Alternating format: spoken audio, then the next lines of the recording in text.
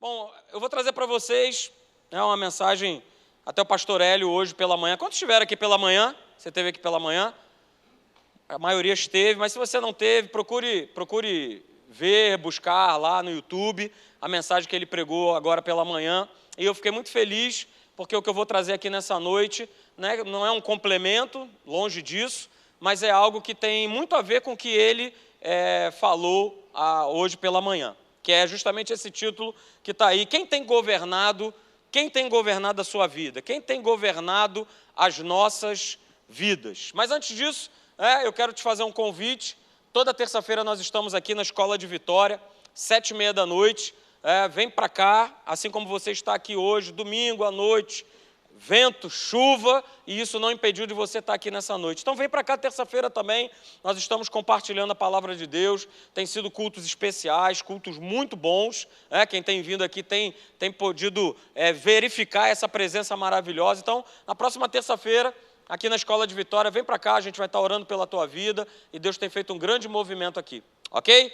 Então, dando continuidade, a gente vai estar falando sobre quem tem governado a sua vida. Eu tinha colocado os trechos aí da palavra, para você poder acompanhar na tela, mas vamos voltar, enquanto eles estão ali, os universitários ali, batendo cabeça ali, pedindo plaquinha, placa número 1 e tal, enquanto eles estão ali se resolvendo, abra comigo a palavra de Deus lá no livro de Juízes, Juízes capítulo 8, verso 22, eu gosto muito desse texto, eu já preguei esse texto numa outra oportunidade.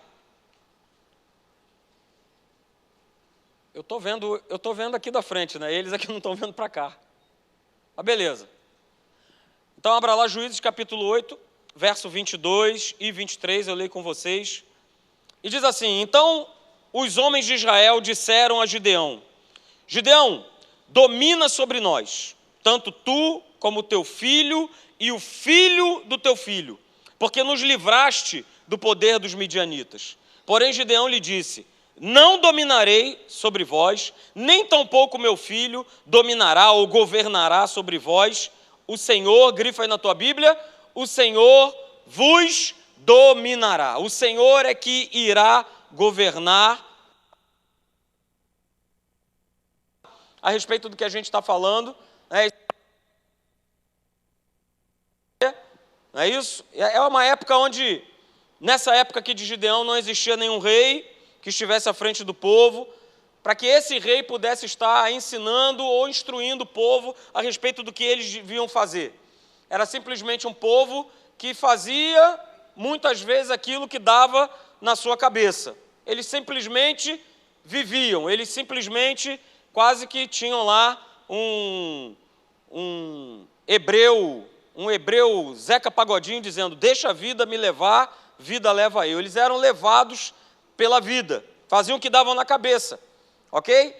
E se você for pegar um pouquinho para trás, lá do capítulo 6, até esse capítulo de número 8, vai falando a respeito da história de Gideão. Nesses dois versos que nós acabamos de ver, a gente vê duas declarações que são antagônicas, não é isso? Duas declarações que espelham, que refletem a condição de um coração de um povo, e uma outra declaração que espelha o que estava dentro do coração de um homem chamado Gideão. No verso 22, o povo ele faz um pedido errado. Ele faz um pedido errado. Ele faz, na verdade, um pedido errado a um homem que agora estava com o coração certo. Porque o povo faz esse pedido, porque o povo tinha uma visão sobre tudo aquilo que estava acontecendo, uma visão humana das coisas.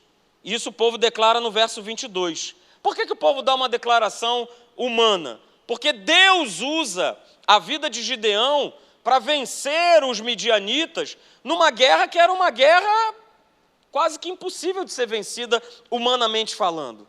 Ok? Deus prova a Gideão, ok? Nessa questão de lutar com os midianitas, e Deus ele coloca as coisas de tal forma para que o povo visse que o poder não estava em Gideão, porque ele era um grande estrategista, ou porque ele conhecia demais de alguma arte de guerra, nada disso. Tanto é que Deus ele vai botando o povo, numa peneira. Você conhece a história. Primeiro voltam 20 mil para casa, depois Deus dá outra peneirada e sobram os 300 homens, contra uma multidão de pessoas. Mas mesmo assim, 301 pessoas contra um povo altamente preparado, altamente treinado para a guerra, e que é derrotado por esses 301, o povo ainda tinha uma visão errada do que estava acontecendo diante daquela situação.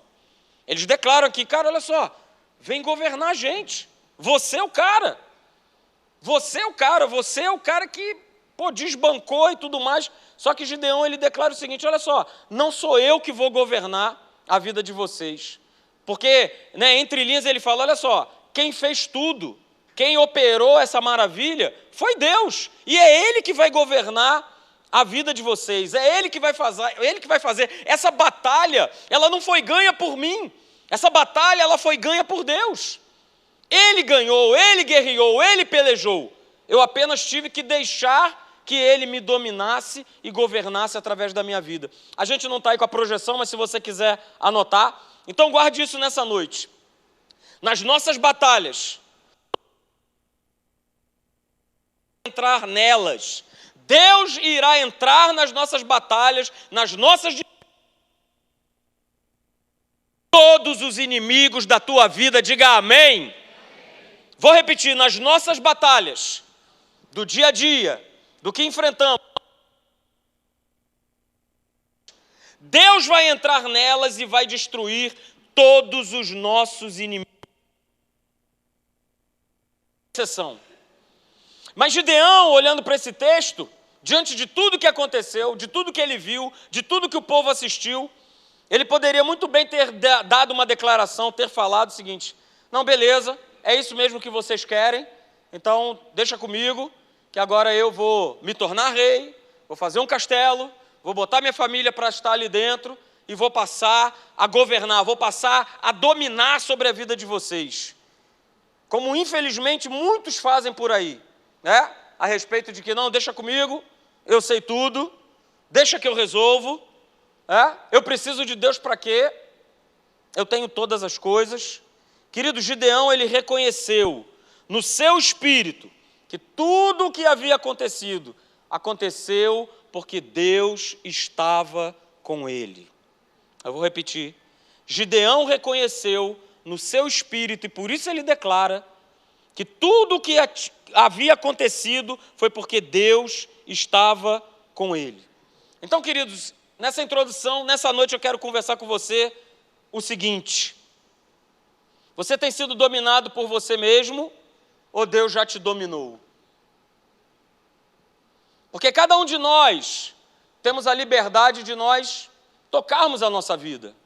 A gente, quando está novo, de idade, a gente não vê a hora de completar 18 anos para a gente poder abrir a nossa boca e dizer, agora eu sou o dono do meu nariz. Agora eu faço. Agora eu aconteço. Ok? Então você é dominado por você mesmo ou você já deixou Deus te dominar? Será que nós temos estado debaixo do governo de Deus? Será que Deus verdadeiramente tem governado a nossa vida? Tudo o que aconteceu, do capítulo 6 ao capítulo 8, na vida de Gideão, foram instruções, grave isso nessa noite, foram instruções de Deus, que Deus deu a Gideão. E é lógico, no início, ele teve uma certa dificuldade de compreender logo de cara, ok? Isso acontece também com a gente. A gente, no início, quando Deus nos fala algo, quando Deus nos mostra algo, a gente tem uma certa dificuldade de muitas vezes aceitarmos aquilo que Deus fala para nós fazermos ou não fazermos. E Gideão também teve a sua dificuldade para entender essa voz. Pediu provas a Deus. Senhor, vamos lá, eu vou botar aqui um potinho de lã. Se eu acordar no outro dia e tudo em volta estiver molhado, e menos o potinho, eu sei que tu está comigo. Aí Deus fez, não, mas agora eu vou fazer o contrário, agora eu quero ver, hein? Agora eu quero ver se tu é Deus mesmo, agora eu vou fazer o contrário. Agora olha só o potinho da lã vai estar molhado, o resto em volta vai estar tudo sequinho. Deus foi lá e fez a mesma coisa. E aí ele finalmente se convenceu daquela declaração que Deus havia dado para ele. Cara, você é um cara forte, um cara valente. Eu, Senhor? Esse cara. Né? E Gideão, através da vida de Gideão, o povo vê um grande livramento e grande vitória. Mas para todo o seu povo, para toda a sua família, se você for ver lá em Juízes mesmos, aí no capítulo 8, no verso 28, diz o seguinte: assim foram abatidos os midianitas diante dos filhos de Israel, e nunca mais levantaram a cabeça, e ficou a terra em paz durante 40 anos nos dias de Gideão. Então, querido, Gideão, não somente num curto período, mas por esse período que a Bíblia nos mostra, de 40, pegando 50 anos de história, o povo viveu em paz. A família de Gideão viveu em paz. Gideão viveu em paz. Então, outra coisa que eu quero que você guarde, que você anote nessa noite. Deus, quando começa a operar algo, e a gente começa a obedecer a sua direção, a bênção nunca será para você, mas para todos que estão ao teu redor. Eu vou repetir. Deus, quando começa a operar algo e a gente começa a obedecer, a gente começa a acreditar nessa direção, nesse governo de Deus, a bênção nunca é somente para nós, mas para todos os que estão ao nosso redor. Deus nunca faz nada olhando somente para a tua vida, ou somente para a tua família, mas é você, a tua casa, aquelas pessoas que estão ao teu redor, elas são contempladas pela bênção de Deus.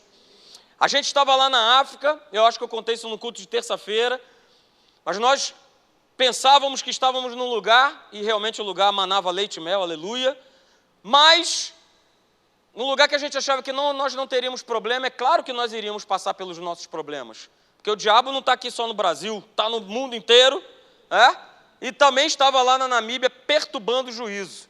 E algo que a gente considerava simples na nossa vida, que era simplesmente a emissão de uns passaportes na embaixada brasileira, e depois pegar o visto americano, se tornou algo extremamente complexo e se tornou uma batalha espiritual, aonde Deus me deu estratégias, usando a vida de uma pessoa. Eu estou sendo bem resumido no que eu vou te falar. Através dessa pessoa, eu fiz um e-mail, antes de enviar o e-mail, fiz uma oração pedindo, Senhor, que quem leia esse e-mail consiga ser sensibilizado por essa situação que eu estou passando, porque a nossa volta para o Brasil já estava às portas, estava faltando 40 dias, e eu ainda não tinha nem os passaportes e nem o visto americano, em 40 dias. Mas houve um momento que Deus me direcionou e falou assim, como Gideão, cara, olha só, essa batalha é minha. Não é você que vai ter que falar, que pedir, que implorar, que, pelo amor de Deus, lá com a vice-cônsul, não é você. Essa batalha é minha. E eu compreendi aquilo, levei isso em oração. A gente tinha cultos lá na África, na casa das pessoas, durante a semana. Levei isso em oração e falei para as pessoas e falei para Deus, falei, Senhor, eu vou trazer esses passaportes prontos, com visto, lá na tua igreja, mostrar para todo mundo, para a honra e glória do teu nome. E assim aconteceu. Só que como eu estou falando para você, a bênção não foi só para mim, a bênção não foi só para a Márcia ou para as minhas filhas. Existiam outras pessoas que estavam passando pela mesma situação. E a pessoa que resolveu, tocada por Deus, fazer o que ela fez por mim, ela me deu a seguinte instrução, olha, não conta para ninguém não, hein? É só para você. Não fala com ninguém não, isso aí é só para você. Sei lá por que eu estou abrindo uma exceção. Mas eu sabia por que ela estava abrindo aquela exceção. E eu não podia me calar, eu não podia guardar isso comigo. Até porque o passaporte chegou, já estava na minha mão. E as pessoas vêm me perguntar: Pinheiro, como é que você fez? Falei: é a mão de Deus. E olha só, vai fazer por você também. E assim aconteceu. Mais 3, 4 famílias que estavam na mesma situação tiveram os seus passaportes liberados. Queridos, foi um negócio tão maravilhoso, tão milagroso, que quem estava lá no mais alto escalão, que estava vivendo a mesma situação, virou-se para as outras pessoas e falou assim: por que ele conseguiu e eu ainda não consegui? Muitas vezes você vai ouvir isso. Por que você consegue e os outros não conseguem? Por que a bênção está sobre a tua vida e às vezes parece não estar na vida de outros? A gente vai estar falando mais sobre isso aqui. Mas guarde isso. Guarde isso. A bênção que Deus tem para você, a direção que Deus te dá, o chamado que Deus faz, o propósito que Ele coloca na nossa mão, na nossa direção, na nossa vida, é para que nós sejamos abençoados, sim, mas para que outros também possam ser abençoados. Amém, queridos? Então, Gideão, ele começa a ser abençoado quando ele deixa Deus governar, controlar aquela situação. Então, tome cuidado, ao fazer planos, ao tomar decisões, para que você nunca esteja fora do governo e do propósito de Deus, da voz de Deus para a sua vida. Às vezes, a solução de determinadas coisas na nossa vida está simplesmente por uma voz que eu ouço de Deus, que eu creio no meu coração, que eu obedeço, e aí as coisas começam a caminhar, as coisas começam a acontecer. Não pela minha insistência, não porque eu estou tentando viver a minha maneira, não. Eu tenho falado aqui às terças-feiras a respeito de nós andarmos no caminho certo. E os textos que eu uso é os textos que eu vou repetir aqui, falando a respeito que Deus ele tem um caminho. Mas antes do que a gente lê, a gente mostra o seguinte: o nosso Deus, o Deus que você serve, é um Deus de instrução, é um Deus de ensino, é um Deus que está sempre querendo nos mostrar, nos apontar um caminho. Lá no Salmo 25, vai lá, Salmo 25, verso 12. Hoje você não vai pegar cola na tela. Salmo 25, verso 12.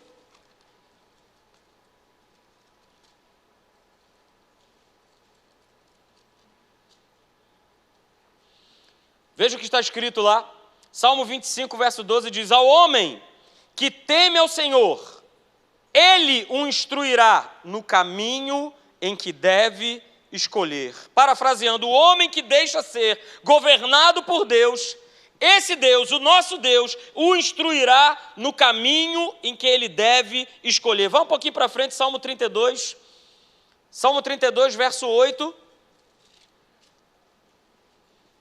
O nosso Deus é um Deus de instrução, o nosso Deus não é um Deus caladinho, o nosso Deus não é um Deus quieto, o nosso Deus é um Deus de vida, é um Deus de movimento, é um Deus que quer nos instruir, que quer governar a nossa vida. Salmo 32, verso 8 diz: instruir-te-ei e te ensinarei o caminho em que você deve seguir. E sob as minhas vistas, o Senhor está nos vendo, nos contemplando, eu vou te dar conselho.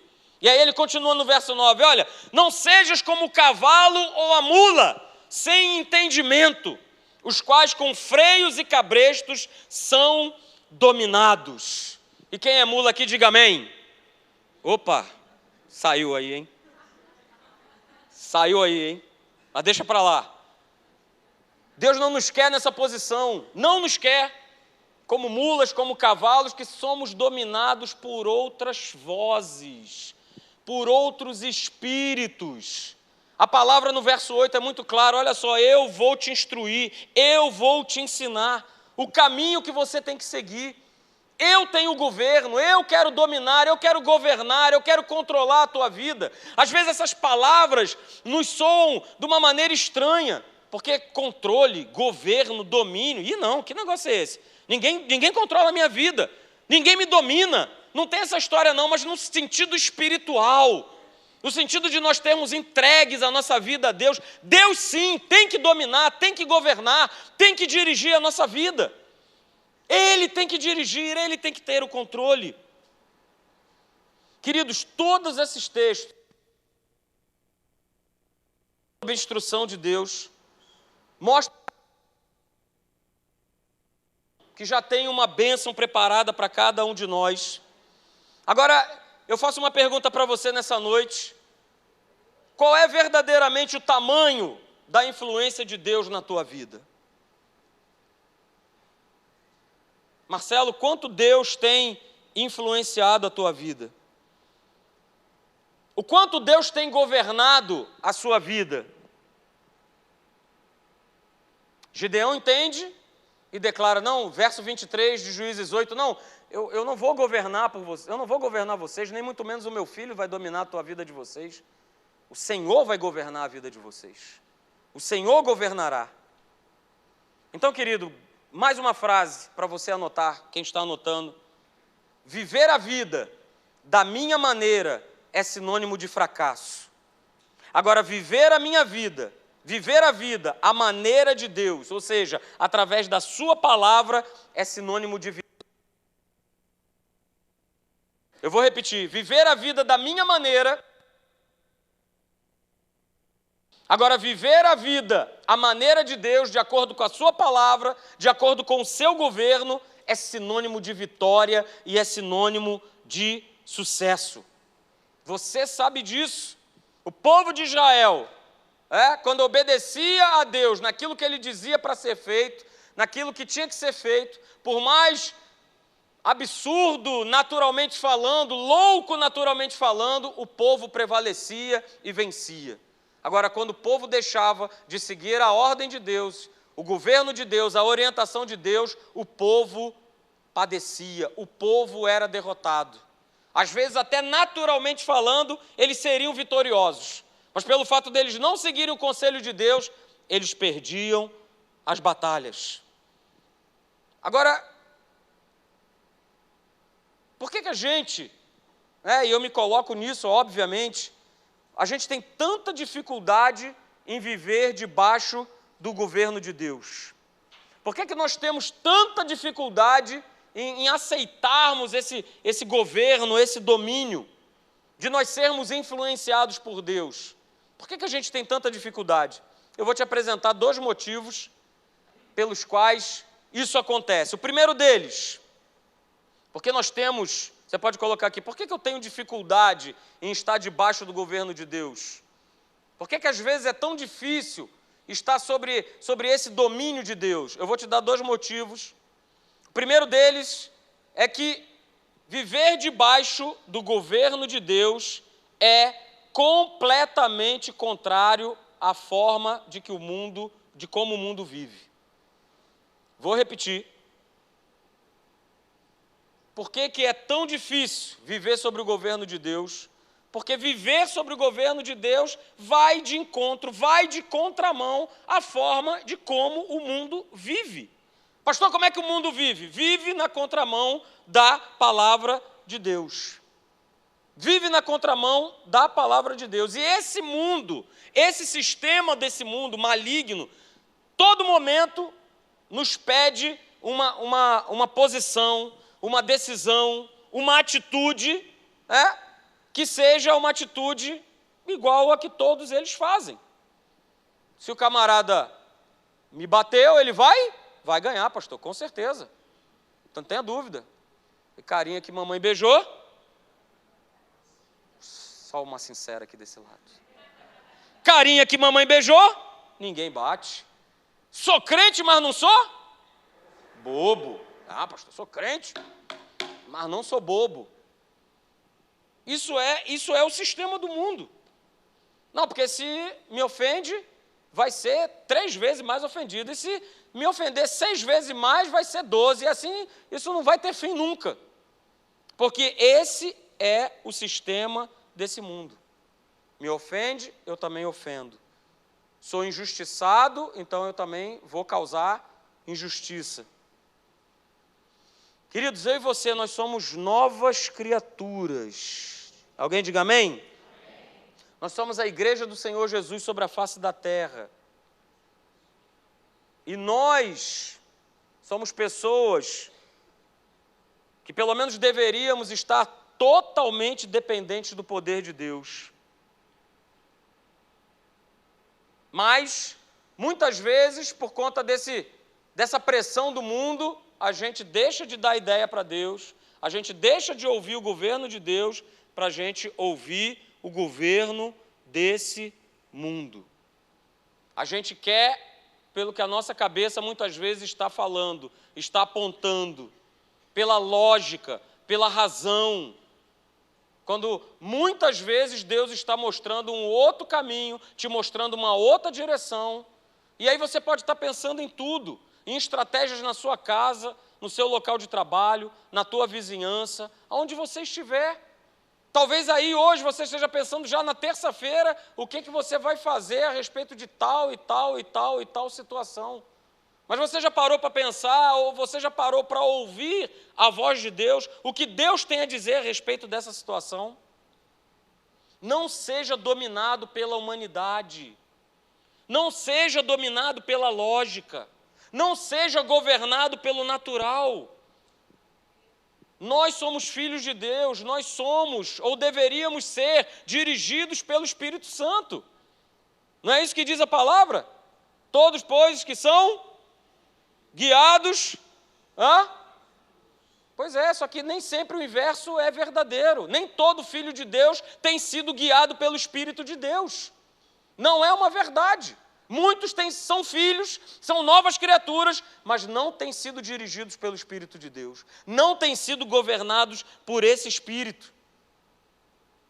Não se deixe influenciar. É a contramão do que todo mundo está vivendo? É a contramão. E cada vez mais será. A cada dia que nós vivermos sobre a face dessa terra, até que Jesus volte, mais será a contramão. Eu estava comentando com uma pessoa, eu falei, olha, eu não quero estabelecer um tempo, mas eu falei para ele assim, bota aí uns 5 anos, que nós vamos ser os diferentes. Eu já vejo isso com a minha esposa quando eu estou no shopping, onde estou eu e ela, marido e mulher de mão dada, e eu começo a olhar ao meu redor e eu estou me tornando diferente. Eu estou me tornando diferente. Vocês estão se tornando diferentes. Porque eu olho e eu vejo casais de homens, casais de mulheres, são muitos. E cada dia mais nós vamos ter que nos posicionar com a verdade, sobre aquilo que Deus vai nos falar, sobre aquilo que Deus vai nos orientar, sobre aquilo da maneira que nós teremos que nos posicionar diante das circunstâncias e das situações desse mundo. Vamos na contramão mesmo. Não tem outra forma, queridos, eu digo para você, nessa noite, não existe mais outra forma de se viver que não seja pelo governo de Deus, que não seja pelo sistema do reino de Deus. Não há outra forma. E nós não podemos desistir, e nós não podemos ficar pelo caminho. Hebreus capítulo 10, verso 39, olha, nós não somos dos que retrocedem. E se você não é, diga amém. Amém. Nós não somos. Não podemos ser daqueles que voltam para trás, daqueles que estão achando que tudo é assim mesmo, é desse jeito, é assim que vai, é assim que eu vou e tudo mais. Não. Ouça a voz de Deus, naquilo que Deus tem para dizer para você. Pastor, mas aí, atualmente, ou de algum tempo para cá, existem as malditas palavras chamadas politicamente correto. E o politicamente correto trouxe para dentro da igreja o que está nesse mundo. O certo agora é errado e o errado agora é certo. E a gente muitas vezes começa a abraçar isso como verdade e esquece que essa aqui é a verdade. A palavra é a verdade. A palavra é a lei sobre a nossa vida. Segundo motivo, porque é difícil muitas vezes viver debaixo do governo de Deus. Anote, por favor, porque para eu seguir a maneira de Deus, para eu seguir o governo de Deus, eu preciso estar pronto para mudar. Eu vou repetir. Por que é difícil muitas vezes seguir o governo de Deus, a voz de Deus? Porque para seguir esse governo, essa maneira de Deus, eu preciso estar pronto para mudar. Eu preciso estar pronto para ser transformado. Eu preciso estar pronto para pagar o preço. E assim foi com Gideão. Ele pagou o preço dele. É só você ir lá em Gideão no capítulo 6 que você vai ver. Ele mudou. E nós precisamos estar prontos para mudar. Nós precisamos decidir de conforto, muitas vezes, porque ninguém vai te impulsionar, ninguém vai fazer, vai, vambora, olha, Deus é contigo, vamos lá, você não vai encontrar isso. Digo para você, você não vai encontrar isso, e a gente precisa sair desse conforto. Pastor Hélio falou isso hoje pela manhã, olha, não se acostume comigo, não se acostume com essa igreja, não se acostume. Você tem que ouvir o governo de Deus, porque senão a gente se acostuma. E aí também nos tornamos pessoas religiosas. A gente sabe a sequência de um culto, o que vai acontecer, A gente tem que vir para cá e esperar ser surpreendido por Deus. De você sair daqui nessa noite e falar, né, como ele falou, poxa, as pessoas estão louvando a Deus, né, e o Espírito está longe. Coração duro. Coração talvez massacrado, batido de tantas situações, de tantas coisas ruins. Mas nós somos filhos, gente. Nós precisamos sair da mediocridade, da acomodação. Nós precisamos nos abrir para chegar ao poder dele, para que ocorra em nós uma transformação, para que a nossa vida comece a valer a pena, para eu não viver ano após ano na mesma mediocridade. Temos que esperar de Deus cada ano que passa, anos melhores, com expectativas novas, de coisas novas. Independente se você vive no Brasil, na Namíbia, na Groenlândia, não importa. Coisas boas de Deus. A gente viver dentro das nossas rotinas. Só que muitas vezes as nossas rotinas, até mesmo religiosas, não nos têm levado a lugar nenhum. Nada tem acontecido. Usando o exemplo de Gideão, Gideão vivia nessa derrota.